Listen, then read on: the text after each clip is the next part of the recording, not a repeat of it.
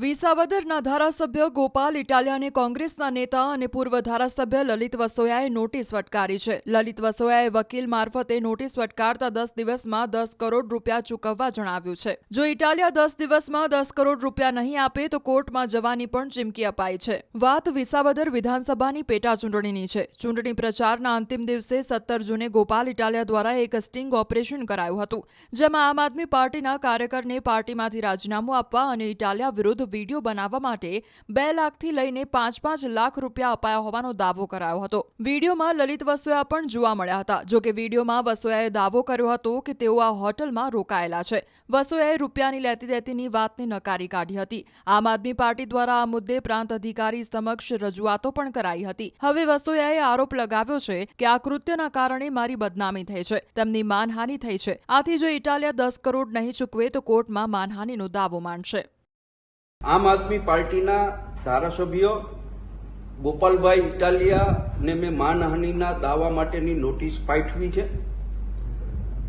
વિસાવદર ધારાસભાની પેટા ચૂંટણીની અંદર ગોપાલ ઇટાલિયાએ સ્ટ્રિંગ ઓપરેશનના નામે ખોટી રીતે મને જે બદનામ કરવા માટેનો પ્રયત્ન કર્યો હતો, એ પ્રયત્ન બાદ મેં મારી ગુજરાત પ્રદેશ કોંગ્રેસના સૌ આગેવાનો સાથે, મારા એડવોકેટ સાથે મેં વાત પણ કરી છે અને મારી માનહાનિ થઈ હોય એવું હું માની રહ્યો છું ને એટલા માટે ગોપાલ ઇટાલિયા સામે 10 કરોડના દાવા માટેની નોટિસ મેં આજે એમને આપી છે. કાંઈ કહેવું નથી એમાં. નોટિસ હાથમાં આવે પછી વાત. કઈ રીતે પ્રતિક્રિયા રહેશે તમારી? કોઈ પ્રતિક્રિયા એને ન હોય.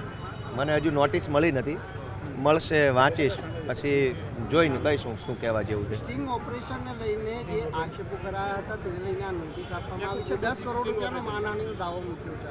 હું પોતે એક વકીલ છું. મારી કોંગ્રેસના મિત્રોને એટલી જ વિનંતી છે કે નોટિસ કરીને વકીલને બીવડાવવાની કોશિશ ન કરો. એ અમારું કામ છે નોટિસ આપવી. એટલે બધા પોતપોતાની જવાબદારી નિભાવે. મને નોટિસ હાથમાં આવશે ત્યારે હું વાંચીને પછી કઈ રીતે નોટિસનો જવાબ આપના તરફથી રહેશે? નોટિસ તો હાથમાં આવવા દો. હજુ નોટિસ જ મળી નથી. કંઈ નહીં ભાઈ, હવે ધંધા વગરના થઈ ગયા છે, નવરા થઈ ગયા છે, કામકાજ કંઈ વધ્યું નથી એટલે આ ચાલુ કર્યું છે. ગોપાલભાઈ, પહેલા ગઠબંધન હતું ને હવે સામે આવવાની આ રીતે નોબત આવી પડી, શું કહેશો? રાજકીય દ્રષ્ટિકોણ કંઈ કહેવા જેવું જ નથી. ભવિષ્યમાં થશે ગઠબંધન? જનતાએ નિર્ણય ઝુંભળાઈ દીધો છે. કોંગ્રેસ પાર્ટીની વિસાવદરમાં શું હાલત થઈ એ જનતાએ જોઈ લીધું. હવે જનતાએ નિર્ણય આપી દીધા પછી ગોપાલ ઇટાલિયાએ કંઈ કહેવાનું રહેતું નથી.